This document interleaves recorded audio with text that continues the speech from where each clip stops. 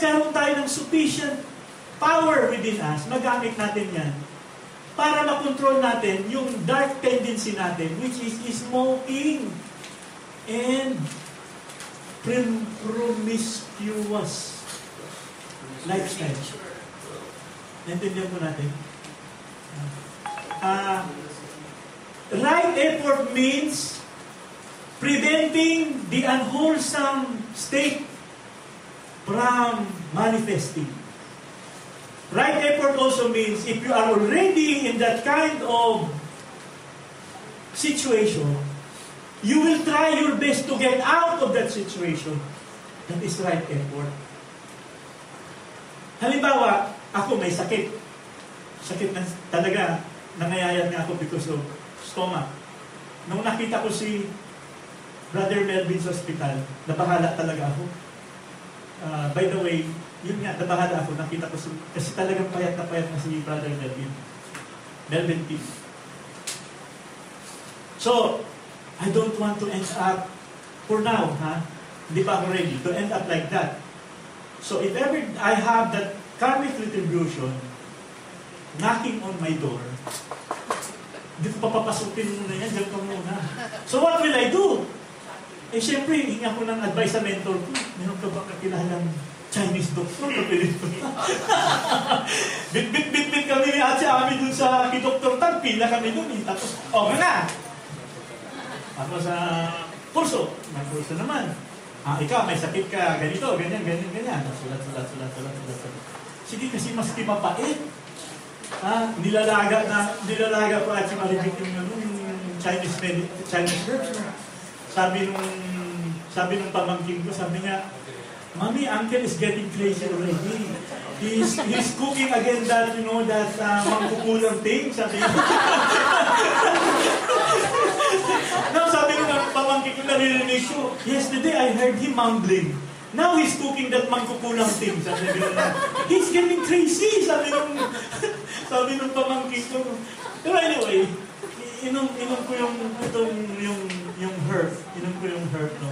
Eh, nakakadalawang herb na ako, tapos, siya-siya kung ano pang kinakarga sa amin ng mga gamot, na gano'n, na talagang. Pero, pampahaba ng buhay, kasi sabi niya si Ami, hindi mo ako pwedeng iwanan kasi walang magtutulot. Pero anyway, that is one way of getting out. If you are there already, right effort means you have to get out of that situation. Right effort. Now, if you are in poverty, Buddhism does not teach that you just have to wait. Nandyan lang. Kasi poverty, tayo may gawa nun eh. Right effort is finding the right steps, seeking other people's advice, and utilizing our potentialities so that we can get out of that poverty. Ano tayo? Step. Is dire-diretso. That is right effort. Now, another right effort is that kapag wala pa tayo sa magandang state, we really have to put ourselves, exert our effort so that that wholesome state will arise. Hindi tayo naghihintay.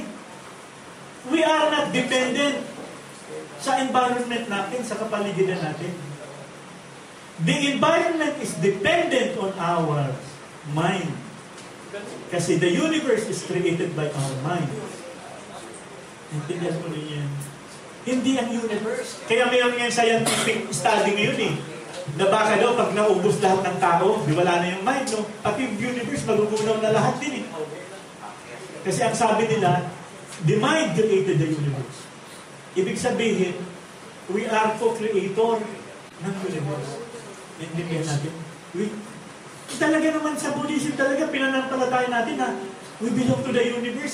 Tayo galing in this physical phenomena sa manifestation of the mystic law of the universe. Kita po natin? So, yung pagka-chant, when we chant, need rather practice and enlightenment, our cause and effect are inseparable. So, yung enlightenment natin is dependent on our practice. Hindi pwede pag-iwalayin. The spiritual and the physical. The cause and effect. The idea of continuing is inherent in any discipline. Okay. Kapag tayo nag-aral ng engineering, ang college is actually a discipline. Why? Kasi kailangan natin tapos yun. Nag-enroll tayo, ginastusan tayo ng magulang natin, pero pagdating ng second year college, nag-drop, ay hindi ka-engineer niyan.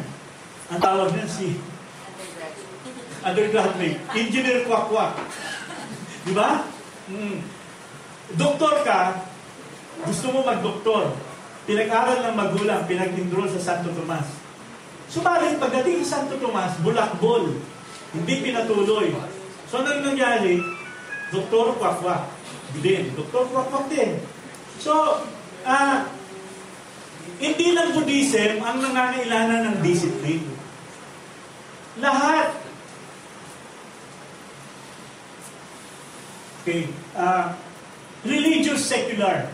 Lahat. Engineer, even yung nagdulot si Ate Baby, nagagawa ng candle making, si Ate na nagluluto ng pastries. May discipline din yan eh. Si Ate Lourdes. Kasi kapag hindi niya sinunod yung discipline na dapat masanayan ni Ate Lourdes, hindi kasing sarap yung maluluto niyang pastries na katulad ng dinadala niya dito. O baka walang kumain nun. So ganun din, ang generation, people must make continual effort to develop their skills. That is, sabi niya, carrying through your faith in the Lotus Sutra. People must make continual effort to develop their skills. Sabi ni Daisaku Ikeda, kahit the ordinary ability natin, kahit kung halimbawa, magpa-fishball lang natin, pakigihin natin yung maging expert tayo sa pag-fishball. Kung publisher tayo ng Click magazine, pag-iigihin talaga yun. Para kumita. O, yung pag-makeup, talagang dapat pag-igihin. Kasi pag hindi pinag-igihin, baka mangyari nun, taga-makeup tayo ng puneraryo. Katulad ni Brother Ray, computer, magaling si Brother Ray gumawa ng mga website, pinag-iigin niya para maraming kliyente. So yan ang carrying through with your faith in the mystic law. Yan ibig sabihin yan. Carrying through. Carrying through with our faith in the mystic law. Sabi niya.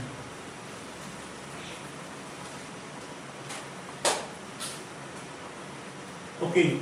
The more firmly naka-establish yung faith natin sa mystic law, the greater the benefit.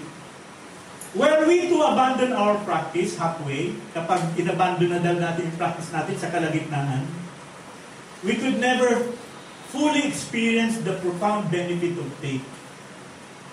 Kaya yung mga nagre-reklamo dyan, Brother Jason, 5 years na ako, wala man akong benefit. Masasagot ko siguro, Ma'am, sir, wrong practice siguro. So, we really have to study the fundamentals para talagang maano natin. Saka dapat dire-diretso. Pwede naman siguro isang beses magpumaya ng Brother Ayan, Brother George. Palya isa lang. Pero wag nang sundan kasi pag pinalya sunod-sunod ng palya, wala na talaga. Wala na. Where we have practice halfway, tapos moreover, we could no longer reveal our inherent Buddhahood. Yun mahirap. Pag nagpalya tayo, baka sa sunod, wala na. And we would, in a sense, be negating the efforts we had made thus far. Sayang yung mga previous efforts natin eh. Kapag hindi natin pinagpatuloy.